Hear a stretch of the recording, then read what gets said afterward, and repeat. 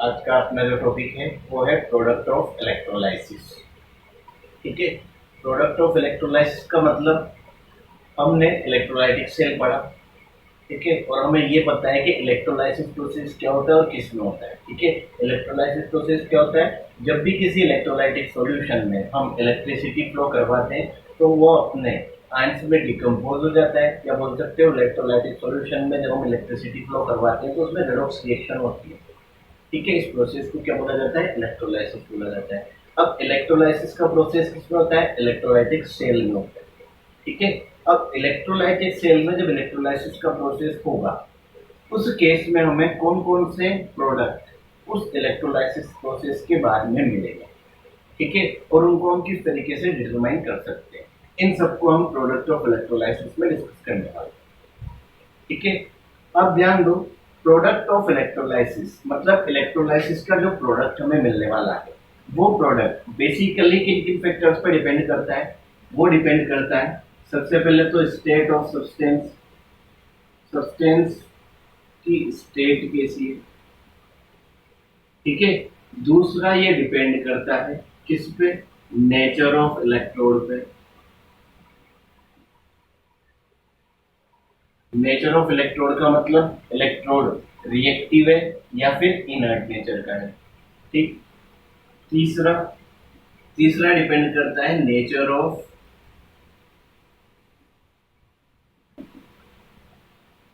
Oxidising and reducing species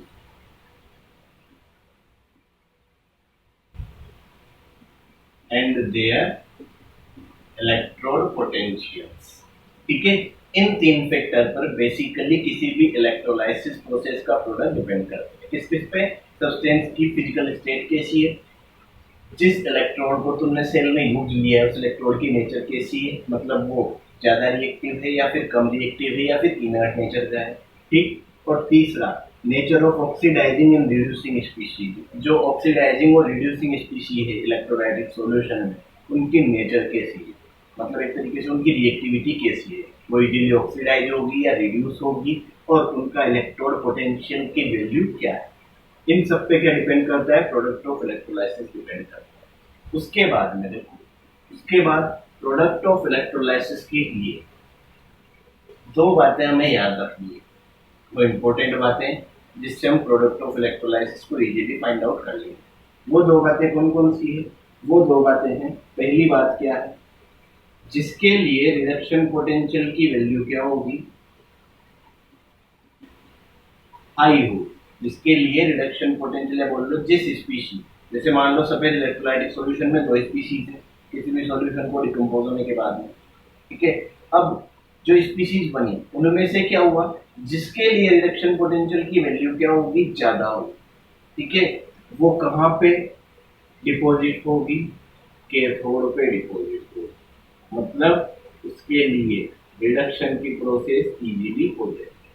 ठीक है। जिसके लिए रिडक्शन पोटेंशियल की वैल्यू ज्यादा, वो कहाँ पर, कैथोड पर इजीली जाएगी, मतलब इसका रिडक्शन इजीली होगा। क्लियर। और जिसके लिए रिडक्शन पोटेंशियल की वैल्यू कंपैरेटिवली क्या है, लो, या बोल सकते हो जिसके लिए ऑक्सीडेशन पोटेंशियल की वैल्यू क्या है, हाई। ठीक है। वो कहाँ पर पहुंचेगी स्पीशी, एनोड पर पहुंचेगी, मतलब उस स्पीशी का क्या होगा, ऑक्सीडेशन। ठीक है। ये हमें ध्यान रखना। क्लियर। जिसके लिए रिडक्शन पोटेंशियल की वैल्यू ज्यादा होगी उसका रिडक्शन होगा और वो कहाँ मिलेगी, कैथोड पे। और जिसके लिए रिडक्शन पोटेंशियल कम होगा कंपैरेटिवली, बोल सकते हो जिसका ऑक्सीडेशन पोटेंशियल ज्यादा होगा, ठीक है, वो एनोड पे मिलेगी, उस पे क्या होगा, ऑक्सीडेशन होगा। क्लियर। इसके बाद में देखो, अब हमें पता कैसे चलेगा किसके लिए रिडक्शन पोटेंशियल ज्यादा है और किसके लिए रिडक्शन पोटेंशियल कम है। ठीक है। तो इसके लिए हमारे पास में इलेक्ट्रोकेमिकल सीरीज है। इलेक्ट्रोकेमिकल सीरीज की हेल्प से मोस्टली जो कैटाइंस यूज आते हैं, ठीक है, उन कैटाइंस के लिए हम ये देख सकते हैं किसका रिडक्शन पोटेंशियल ज्यादा है, किसका रिडक्शन पोटेंशियल कम है। जैसे हमें पता है जो स्पीशी इलेक्ट्रोकेमिकल सीरीज में ऊपर होती है, ठीक है, उनके लिए रिडक्शन पोटेंशियल की वैल्यू कैसी होती है, नेगेटिव। और रिडक्शन पोटेंशियल की वैल्यू नेगेटिव है, इसका मतलब उनका इजीली रिडक्शन नहीं होगा। किसके कंपेयर में? जो स्पीशीज सीरीज में कहाँ पे आती है? नीचे, क्योंकि नीचे आने वाली स्पीशीज के लिए रिडक्शन पोटेंशियल की वैल्यू क्या होगी? पॉजिटिव। ठीक है, पॉजिटिव वैल्यू का मतलब नीचे वाली स्पीशीज का जो रिडक्शन पोटेंशियल है ऊपर वाली स्पीशीज से क्या हो गया? ज्यादा। तो रिडक्शन पोटेंशियल ज्यादा हो गया, इसका मतलब ये कहाँ पे पहुंचेगी? कैथोड पे पहुंचेगी। इनका इजिली क्या होगा? रिडक्शन। ठीक है, तो इस तरीके से हम कंपेयर कर सकते हैं क्योंकि हमने इलेक्ट्रोकेमिकल सीरीज पढ़ी। ठीक, उसके बाद में कुछ जो एनाइंस यूज आते हैं सॉल्ट्स में, ठीक है, इलेक्ट्रोलाइटिक सॉल्यूशंस में, उन एनाइंस के लिए रिएक्टिविटी ऑर्डर क्या होगा? उनके लिए रिएक्टिविटी ऑर्डर होगा, देखो सबसे कम रिएक्टिविटी होती है सल्फेट की, उससे ज्यादा रिएक्टिविटी होती है नाइट्रेट की, उससे ज्यादा रिएक्टिविटी होती है हाइड्रोक्साइड की, फिर क्लोरीन माइनस, ब्रोमीन माइनस और आयोडीन माइनस। ठीक है, तो ये कुछ एनाइंस के लिए रिएक्टिविटी हो जाता है। ठीक है, इसका मतलब है आई माइनस सबसे पहले इजीली ऑक्सीडाइज होगा। ठीक है, किसके कंपेयर में? इन सबके कंपेयर में। ठीक, ऐसे देख सकते हो ब्रोमीन माइनस इजीली ऑक्सीडाइज होगा, या बोल सकते हो ब्रोमीन माइनस की रिएक्टिविटी ज्यादा है इन सबके कंपेयर में। ठीक है, तो ये किसके लिए? एनाइंस के लिए रिएक्टिविटी का ऑर्डर है। ठीक है, मतलब कौन सा एनाइन इजीली ऑक्सीडाइज होकर एनोड पे पहुंचेगा। ठीक है, क्लियर। एनाइन ही एनोड पे क्यों पहुंचेगा या केटाइन ही कैथोड पे क्यों पहुंचेगा ये अपने को पता है, क्योंकि electrolytic cell cathode negatively charge होता है, तो उस पर कौन जाता है? पॉजिटिव आयंस मतलब केटाइंस। और एनोड पॉजिटिवली चार्ज होता है तो उस पर कौन जाता है? एनाइंस। एनाइंस जाएंगे तो उनका ऑक्सीडेशन होगा। ठीक है, तो इस ऑर्डर से हम पता कर सकते हैं कि किसका ऑक्सीडेशन पहले होगा। ठीक है, मतलब किसके लिए ऑक्सीडेशन पोटेंशियल की वैल्यू ज्यादा होगी। ठीक है, ये सब हम इससे पता कर सकते हैं। हम एग्जांपल्स से देखते हैं प्रोडक्ट ऑफ इलेक्ट्रोलाइसिस कैसे देखते हैं। सबसे पहला जो एग्जांपल है वो है इलेक्ट्रोलाइसिस ऑफ पोटेशियम सल्फेट। ठीक है, aqueous solution of potassium sulphate on platinum electrode. ठीक है, जब भी इलेक्ट्रोलाइसिस का प्रोडक्ट फाइंड आउट करना हो तो उसमें एक तो सॉल्यूशन पे ध्यान देना है, कौन सा सॉल्यूशन दिया है, और उसके अलावा ध्यान देना है इलेक्ट्रोड कौन सा दिया है। यहाँ पे प्लेटिनम इलेक्ट्रोड दिया है, प्लेटिनम एक इनर्ट नेचर का इलेक्ट्रोड है। ठीक है, तो यहाँ पे इसको देखना नहीं है। अगर इलेक्ट्रोड की नेचर इनर्ट नहीं हो, ठीक है, तो फिर उसकी रिएक्टिविटी भी चेक करनी है। वो कुछ और एग्जाम्पल जब देखेंगे तो उसमें देख लीजिए। देखो इधर पोटेशियम सल्फेट, ठीक है, जब इसका आयनाइजेशन होगा तो ये 2 पोटेशियम प्लस आयन और एक सल्फेट आयन बनाएगा HO4 आयन। और इसके अलावा इसमें H2O भी प्रेजेंट है, एक्वस सॉल्यूशन है, तो H प्लस और OH माइनस आयंस भी बनेंगे। ठीक है, बहुत ही कम बनेंगे पर बनेंगे। ठीक, अब यहाँ पे हमारे पास ओवरऑल 2 केटाइंस है। ठीक, केटाइन किधर जाते हैं? केटाइन जाएंगे नेगेटिवली चार्ज इलेक्ट्रोड की तरफ, मतलब कैथोड की तरफ। ठीक, अब दोनों में से जिसकी रिएक्टिविटी ज्यादा होगी कैथोड पे जाने की, कैथोड पे क्या होता है? रिडक्शन, मतलब जिसकी रिडक्शन होने की, रिड्यूस होने की नेचर ज्यादा होगी, ठीक, वो इजीली रिड्यूस हो जाएगा। और SO4 में 2 माइनस और OH माइनस दोनों एनायन से एनायंस कहाँ जाएंगे? एनोड पे जाएंगे। तो एनोड पे ऑक्सीडेशन, जिसके ऑक्सीडाइज होने की नेचर ज्यादा होगी, ठीक है, वो इजीली एनोड पे पहुंच के ऑक्सीडाइज हो जाएगा। अब देखो इनमें कंपेयर कैसे करना है। दोनों पॉजिटिव वाले को देखो सबसे पहले। ठीक है, तो पॉजिटिवली चार्ज जो है, एक उनके लिए रिडक्शन होना है। रिडक्शन के लिए रिएक्टिविटी कैसे चेक करेंगे? Electrochemical series. इलेक्ट्रोकेमिकल सीरीज में पोटेशियम और हाइड्रोजन में, ठीक है, हाइड्रोजन कहाँ पे आता है? नीचे आता है, मतलब उसके लिए रिडक्शन पोटेंशियल की वैल्यू ज्यादा है। और जिसके लिए रिडक्शन पोटेंशियल की वैल्यू ज्यादा होगी उसका इजीली रिडक्शन होगा, ये बताया हमने। ठीक, तो कैथोड पे, कैथोड पे क्या होने वाला है? रिडक्शन होने वाला है। और जो 2 स्पीसीज है उनमें से किसका रिडक्शन होगा? हाइड्रोजन का रिडक्शन होगा। हाइड्रोजन इलेक्ट्रॉन गेन करेगा और इजीली किस में? हाइड्रोजन गैस में कन्वर्ट होगा, मतलब हम कैथोड पे क्या मिलने वाला है? हाइड्रोजन गैस मिलने वाली है। ठीक, सिमिलरली एनोड पे 2 स्पीशीज है, कौन कौन सी? एक तो SO4 है और एक OH है। ठीक, अब मैंने जो रिएक्टिविटी ऑर्डर बताया था उसमें OH की रिएक्टिविटी ज्यादा है, मतलब OH माइनस के ऑक्सीडाइज होने की टेंडेंसी SO4 माइनस से क्या है? ज्यादा है। ठीक, या बोल लो OH माइनस का ऑक्सीडेशन पोटेंशियल SO4 माइनस से ज्यादा है, मैंने ऑर्डर बताया। ठीक, तो OH माइनस की रिएक्टिविटी ज्यादा है, तो एनोड पे क्या होगा? OH माइनस का रिडक्शन होगा, सॉरी ऑक्सीडेशन होगा। और OH माइनस के ऑक्सीडेशन में देखो क्या बनेगा? एक तो बनेगा H2O, एक बनेगा ऑक्सीजन और इलेक्ट्रॉन्स रिलीज होंगे। ठीक है, बैलेंस कर लो। ठीक है, तो हमें एनोड पे क्या मिलेगा, एनोड पे हमें ऑक्सीजन गैस मिलेगी, कैथोड पे क्या मिलेगा, हाइड्रोजन गैस मिलेगी। ठीक है, जबकि सॉल्यूशन कौन सा है, पोटेशियम सल्फेट, और ना हमें पोटेशियम कहीं मिला ना हमें सल्फेट कहीं मिला। क्लियर। तो इस तरीके से हमें इलेक्ट्रोलाइसिस का प्रोडक्ट लिखना है। नेक्स्ट जो एग्जांपल है वो है इलेक्ट्रोलाइसिस ऑफ AgNO3, मतलब AgNO3 के सॉल्यूशन का इलेक्ट्रोलाइसिस। ठीक है, अब यहाँ पे हम इसे दो इलेक्ट्रोड्स पे पढ़ेंगे। पहला ऑन प्लेटिनम इलेक्ट्रोड,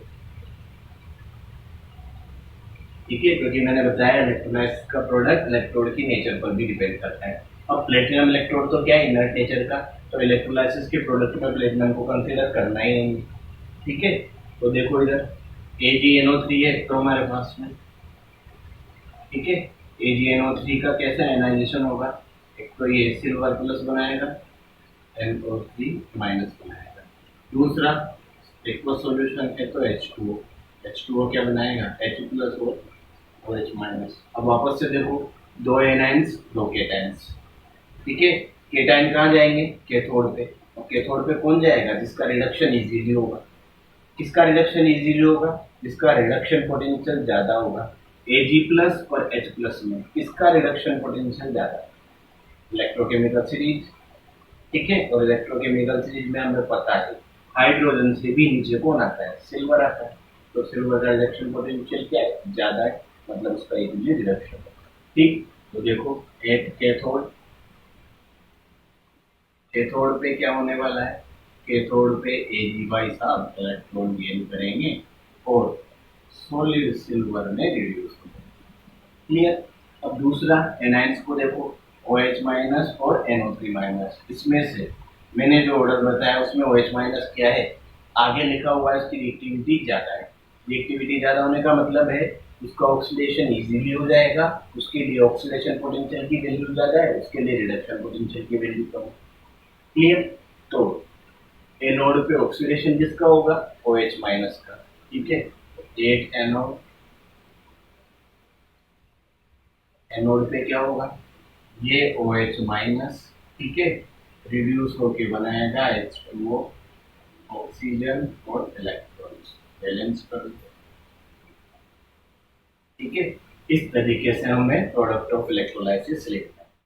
अब अगर हम प्लेटिनम की जगह पे सिल्वर इलेक्ट्रोड लेते हैं तो देखो क्या डिफरेंस आता है। यहाँ पे सिल्वर, ठीक है, इनर्ट मेटल नहीं है, इनर्ट मेटल नहीं है मतलब या तो इलेक्ट्रॉन गेन करेगा या इलेक्ट्रॉन रिड्यूस करेगा, मेटल तो इलेक्ट्रॉन रिलीज करेगा।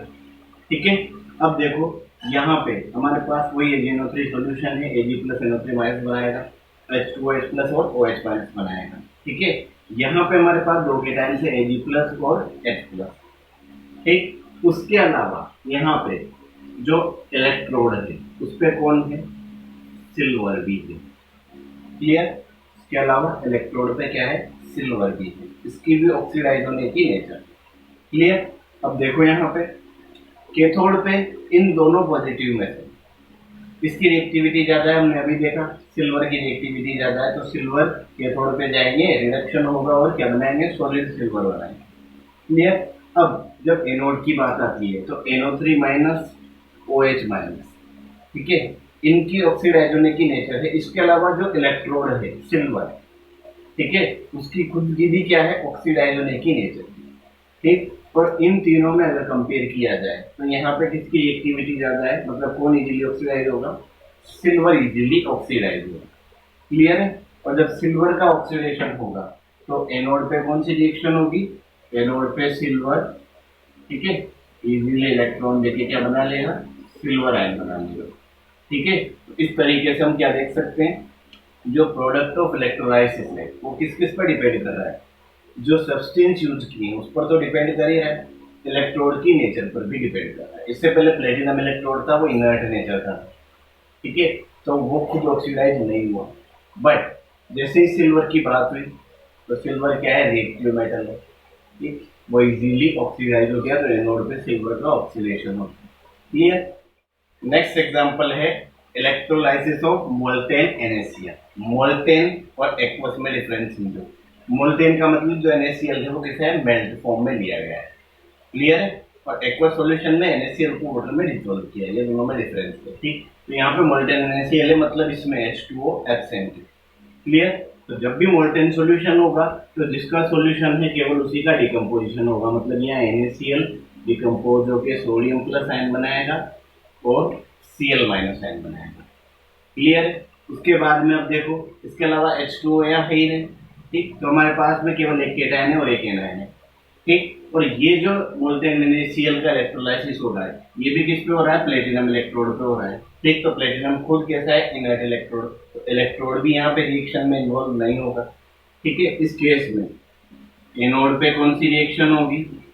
एनोड पॉजिटिवली चार्ज है तो उस पे केटायन जाए, सॉरी एनायन जाएगा Cl माइनस, इलेक्ट्रॉन रिलीज करके किसमें?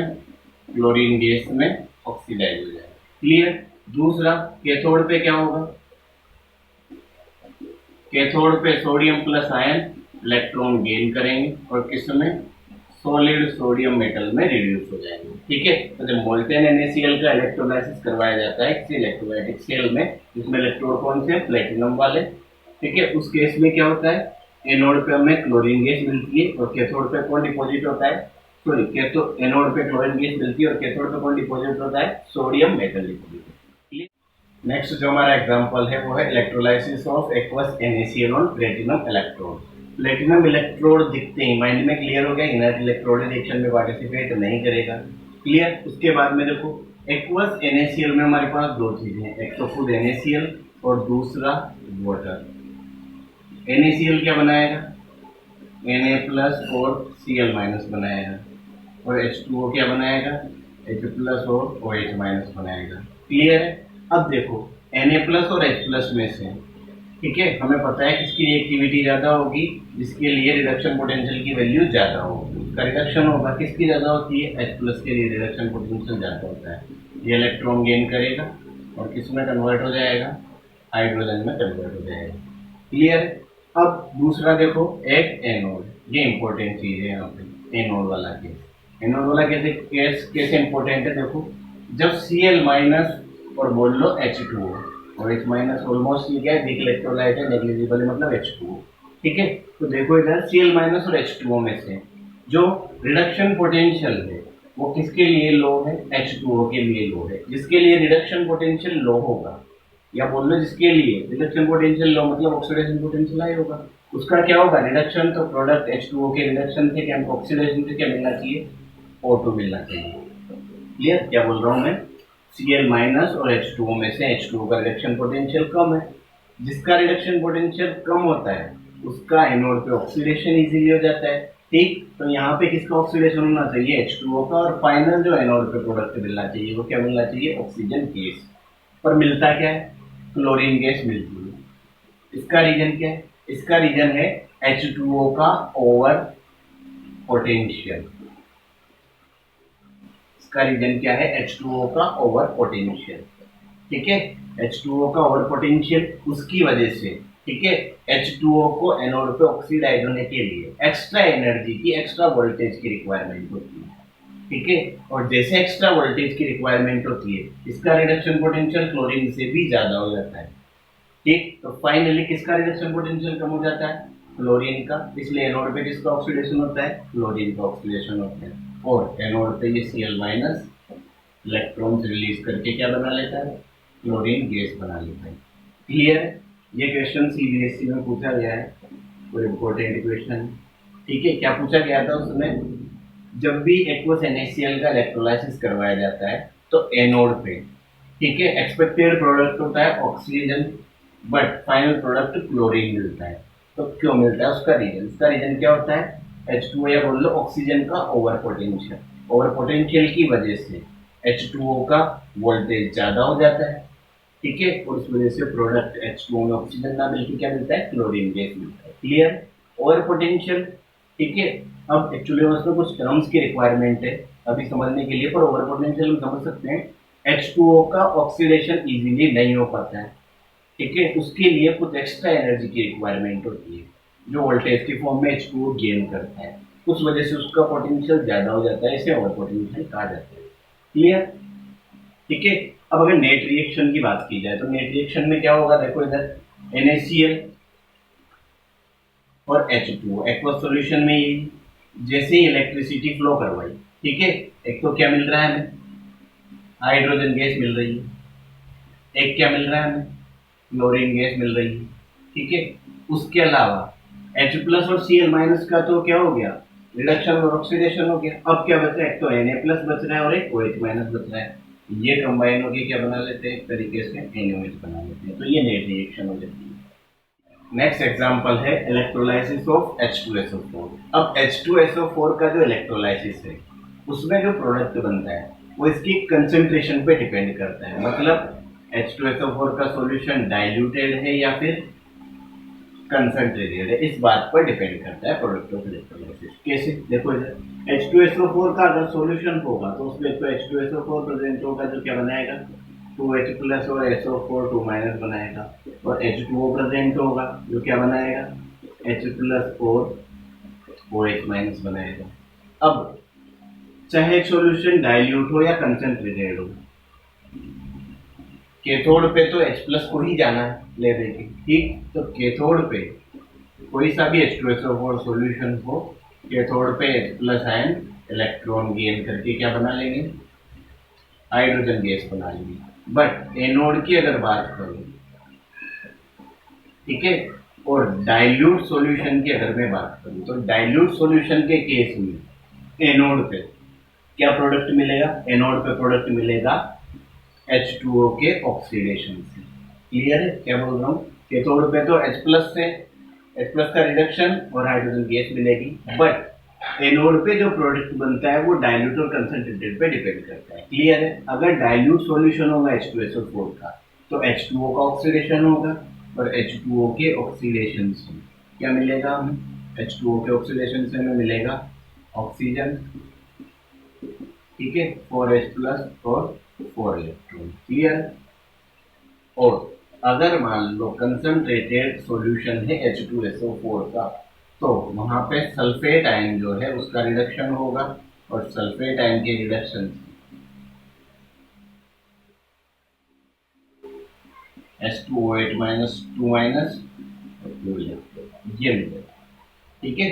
तो बोल सकते हैं परसल्फेट, ठीक। तो सल्फेट के ऑक्सीडेशन से परसल्फेट मिलेगा कब, जब सॉल्यूशन कैसा है, कंसंट्रेटेड, और जब सॉल्यूशन डाइल्यूट है तो क्या मिलेगा, ऑक्सीजन गैस मिलेगी H2O के ऑक्सीडेशन से। क्लियर, ये हमें ध्यान रखना है। क्लियर, तो ये मैंने प्रोडक्ट ऑफ इलेक्ट्रोलाइसिस के कुछ एग्जांपल बताए। एग्जांपल से हम समझ सकते हैं कि इलेक्ट्रोलाइसिस की प्रोसेस में एनोड और कैथोड पर जो प्रोडक्ट मिलता है वो किन किन चीजों पर डिपेंड करता है और किस तरीके से डिसाइड करते हैं। क्लियर।